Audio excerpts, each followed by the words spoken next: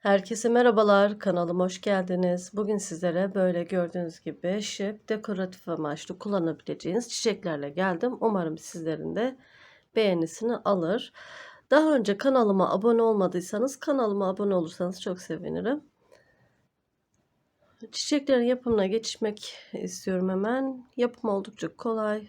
Her yerde kullanabilirsiniz. Rengarenk. Orta kısmında böyle değişik renkler kullandım. Sizler de daha farklı renklerde kullanabilirsiniz. Şöyle göstereyim. Evet. Hemen yapımına geçelim. Sarı ve gri yine kullanacağım. Şurada olduğu gibi.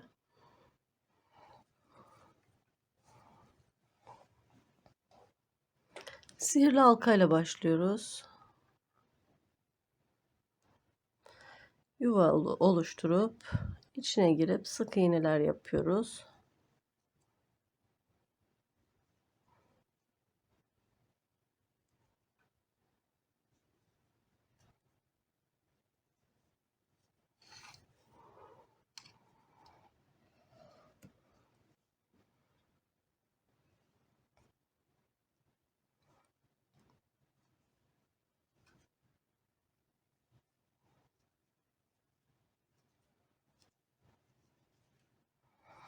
...12 tane üstüne almadan sık iğne yapıyoruz.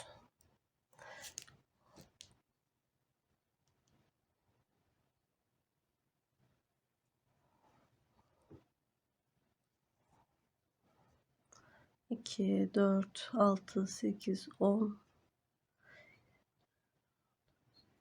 11 tane olmuş.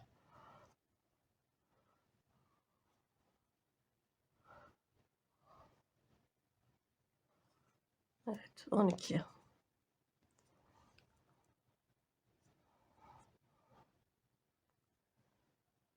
İlk yaptığım sık iğnenin tepesine geçiyorum. İlmek alıyorum. Kapatmıyorum. İp değiştireceğiz. Hemen diğer rengimi alıyorum.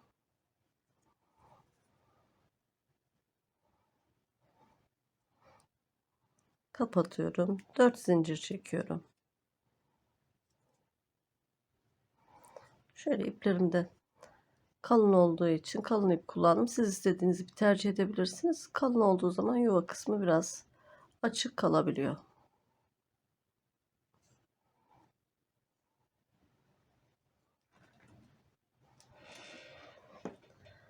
Ördüğüm ipi kesiyorum hemen şöyle.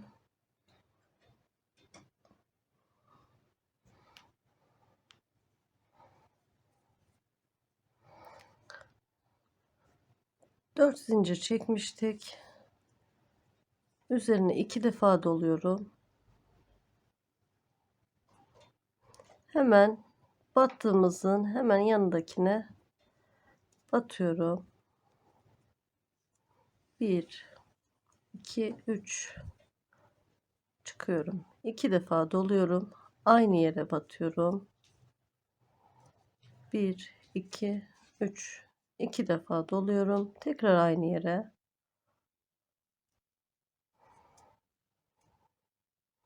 3, 4 zincir çekiyorum. Bir sonraki sık iğnenin içine sabitleyeceğim.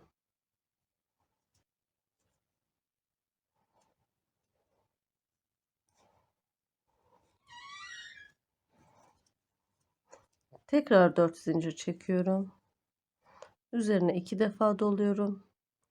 Hemen yanındaki sık iğneye giriş yapıyorum.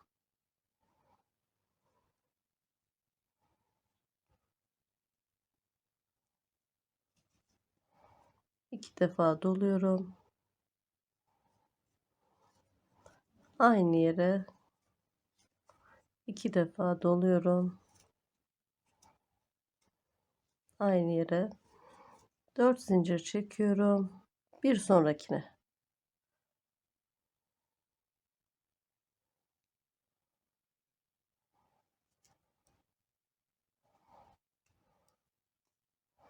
Tekrar 4 zincir çekiyorum. 2 defa doluyorum üzerine. Bir sonraki sık iğnenin tepesine batıyorum. 1 2 3 kere de çıkıyorum. 2 kere doluyorum. Aynı yere batıyorum. 3 kere de çıkıyorum. Aynı yere battığımız 3 tane trabzan oluyor. Baştaki zinciri ayrı batıyoruz. 4 tane zincir çekiyorum. Bir sonrakine batıyorum.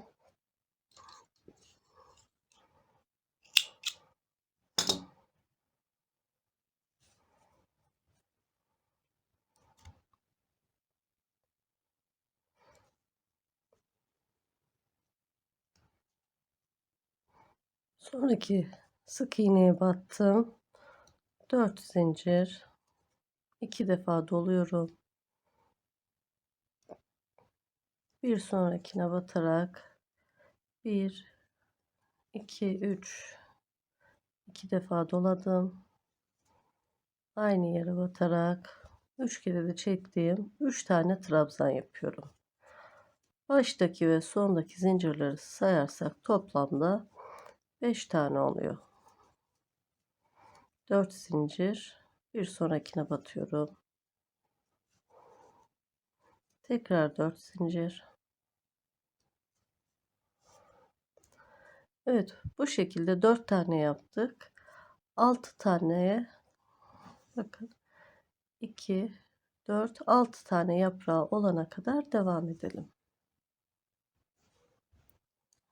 Evet, 6.'yı yaptım. 4 zincir çektim. Bunu da bu ilk yaptığımızın dibine batıyoruz. Ve bir zincir çekip arka tarafa doğru alıyorum.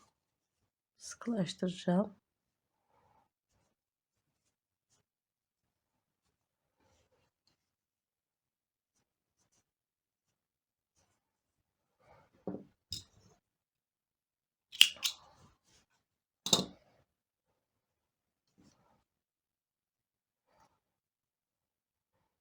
İpimi de arka taraftan biraz gizleyeceğim.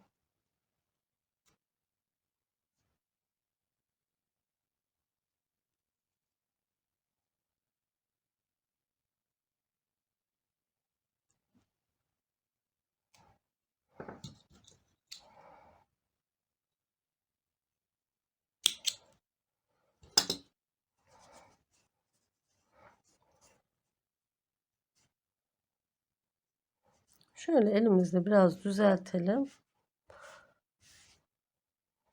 Evet, çiçeğimiz hazır.